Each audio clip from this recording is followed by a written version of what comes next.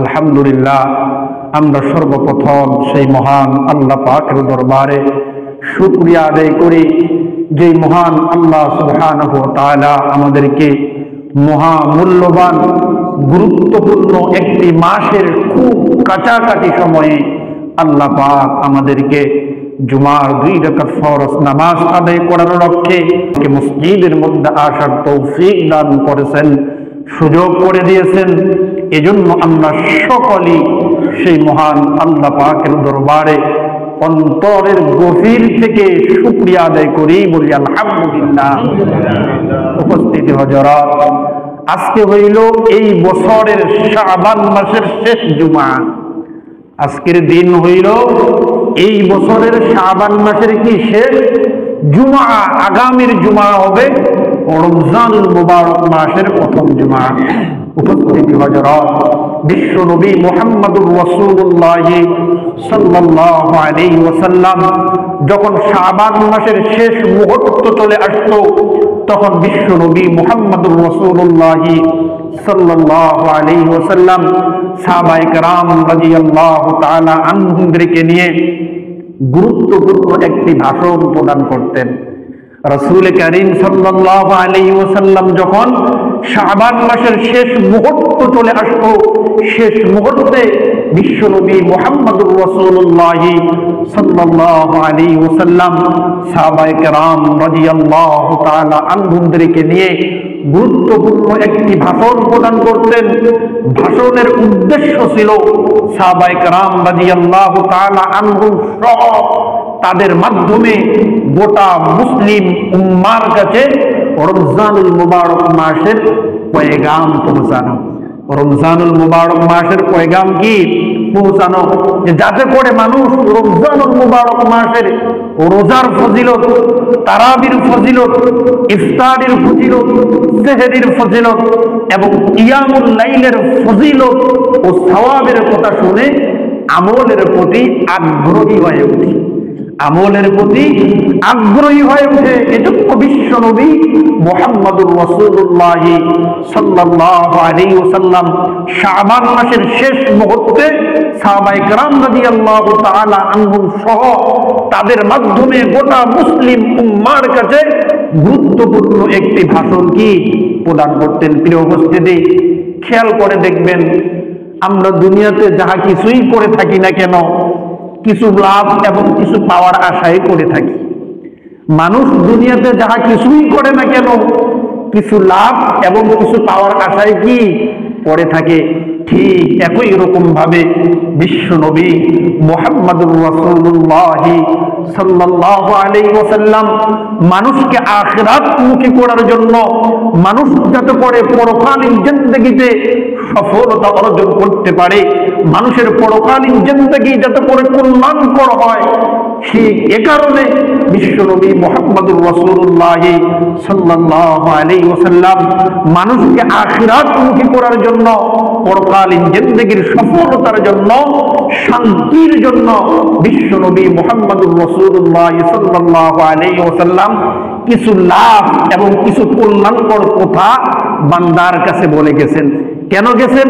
যে যাতে করে এই সমস্ত লাভ এবং ফজিলত, এই যে রমজানুল মুবারক মাসের রোজার ফজিলত, রমজানুল মুবারক মাসের তারাবির নামাজের ফজিলত, রমজানুল মুবারক মাসের ইফতারের ফজিলত, রমজানুল মুবারক মাসের সেহরির ফজিলত, এই সমস্ত জিনিসের ফজিলত, লাভ এবং কল্যাণ বুঝে যাতে করে মুসলমান পরকালীন জিন্দেগির সফলতার জন্য কিছু আমল করতে পারে, কিছু আমল করতে পারে। প্রিয় উপস্থিতি, যে ব্যক্তি আল্লাহকে পেল সেজন্য সব কিছু পেল, দুনিয়াতে কোনো কিছু না পেল সেজন্য সব কিছু পেল। কেন? কি কারণে? যে সে আল্লাহকে পেয়েছে। আর বলতেছে যে ব্যক্তি আল্লাহকে পেল না সেজন্য কিছুই পেল না, সে দুনিয়াতে অনেক কিছু পাইল কিন্তু এরপরও সে কিছুই পেল না। কেন? কি কারণে? যে সে আল্লাহ পাককে পায়, আল্লাহ পাককে পায়নি। প্রিয় উপস্থিতি, যে আল্লাহকে পাবে মানুষ কিভাবে, আল্লাহকে পাওয়ার মাধ্যম কি? তো বলতেছে আল্লাহকে পাওয়ার সবচাইতে বড় সুযোগ হইল রমজানুল মুবারক মাস। রমজানুল মুবারক মাস, যে এই মাসের মধ্যে আমলের দ্বারা, রোজার দ্বারা, তারাবির দ্বারা, অন্য অন্য এক্সট্রা নেক আমলের দ্বারা আল্লাহ পাককে পাওয়া, আল্লাহ পাককে নিজের করে নেওয়া, আল্লাহকে পাওয়া, এটা বান্দার জন্য একেবারেই সহজ, একেবারেই কি সহজ। প্রিয় উপস্থিতি, কিতাবের মধ্যে উল্লেখ করেছে যে যখন রমজানুল মুবারক মাস শুরু হয়ে যাইত, হযরত সালমান ফারসি রাদিয়াল্লাহু তাআলা আনহু থেকে বর্ণিত, তিনি বর্ণনা করেন যে যখন রমজানুল মুবারক মাস শুরু হয়ে যাইত, তখন বিশ্ব নবী মুহাম্মদুর রাসূলুল্লাহ সাল্লাল্লাহু আলাইহি ওয়াসাল্লাম সাহাবায়ে কেরাম রাদিয়াল্লাহু তাআলা আনহুদের মাঝে গুরুত্বপূর্ণ একটি ভাষণ প্রদান করতেন। তিনি বলতেন, সাহাবায়ে কেরাম রাদিয়াল্লাহু তাআলা আনহুম সহ গোটা মুসলিম উম্মার কাছে এই মেসেজ দিতেন, ইয়া আইয়ুহান নাস, ইয়া আইয়ুহান নাস, হে লোক সকল, হে লোক সকল, কদ আযাল্লাকুম শাহরুন আযীম, যে তোমাদের সামনে অতি মহামূল্যবান গুরুত্বপূর্ণ একটি মাস ছায়াতল করতেছে, যে তোমাদের সামনে অতি মহামূল্যবান গুরুত্বপূর্ণ একটি মাস ছায়াপাত কি করতেছে। যে কেমন অতি মূল্যবান, কেমন অতি মহামূল্যবান গুরুত্বপূর্ণ মাস, আল্লাহ রাসূল সাল্লাল্লাহু আলাইহি ওয়াসাল্লাম অন্য হাদিসের মধ্যে বর্ণনা করতেছেন যে এই মাস এতটাই মহামূল্যবান গুরুত্বপূর্ণ মাস যে এই মাসকে কেন্দ্র করে সারা বছর ধরে জান্নাতকে সুসজ্জিত করা হয়, জান্নাতকে সাজানো হয়।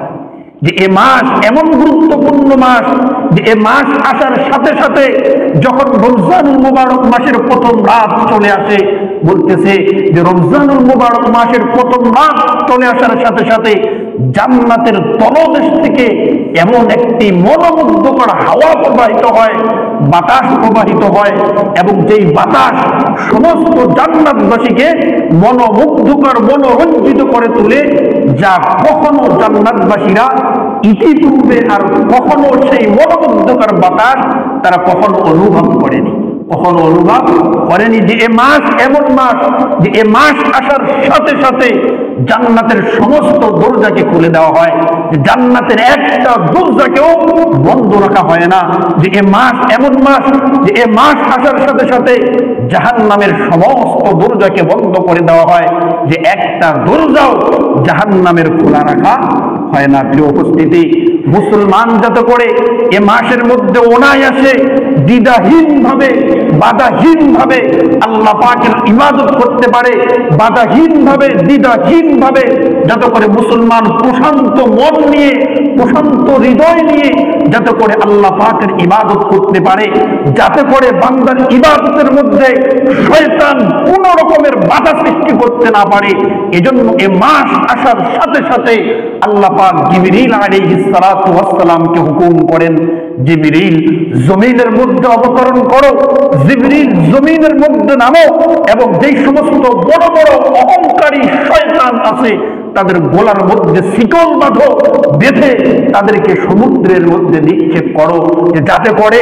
আমার বান্দা এ মাসের মধ্যে অনায়াসে দ্বিধাহীন ভাবে, বাধাহীন ভাবে, প্রশান্ত মন নিয়ে, প্রশান্ত হৃদয় নিয়ে যাতে করে আমার বান্দা আমার ইবাদত করতে পারে, আমার ইবাদত করার মধ্যে যাতে করে শয়তান কোন ধরনের ওয়াসওয়াসা তৈরি করতে না পারে, ওয়াসওয়াসা করতে না পারে, এমনি ভাবে কোন ধরনের বাধা সৃষ্টি করতে না পারে।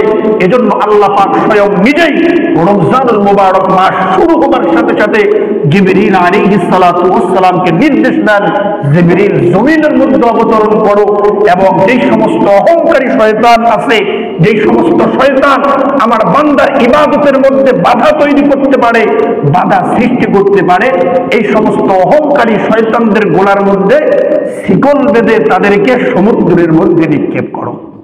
প্রিয় উপস্থিতি, যে এ মাস এমন একটি মাস যে এ মাসের এক একটা নফল ইবাদত এক একটা ফরজ ইবাদতের সমতুল্য। যে এ মাস এমন মাস যে এক একটা ফরজ ইবাদত ৭০টা ফরজের সমতুল্য। সুবহানাল্লাহ। অন্য অন্য মাসের মধ্যে হাজারো নফল ইবাদত করার পরেও একটা ফরজের সমতুল্য হবে না, কিন্তু এই রমজান মাস এমন একটা মাস যে এই মাসের মধ্যে এক একটা নফল ইবাদত যদি বান্দা করে, এই এক একটা নফল ইবাদত আল্লাহ পাকের দরবারে এক একটা ফরজের সমতুল্য, আর এক একটা ফরজ ইবাদত রমজানুল মুবারক মাসের ৭০টা ফরজের সমতুল্য। 70টা ফরজের সমতুল্য। প্রিয় উপস্থিতি, আল্লাহ রাসূল সাল্লাল্লাহু আলাইহি ওয়াসাল্লাম এই মাস সম্পর্কে বলেন যে এ মাস হইল শাহরুল মুবারাকুন। শাহরুল মুবারাকুন, যে এ মাস হলো বরকতপূর্ণ মাস।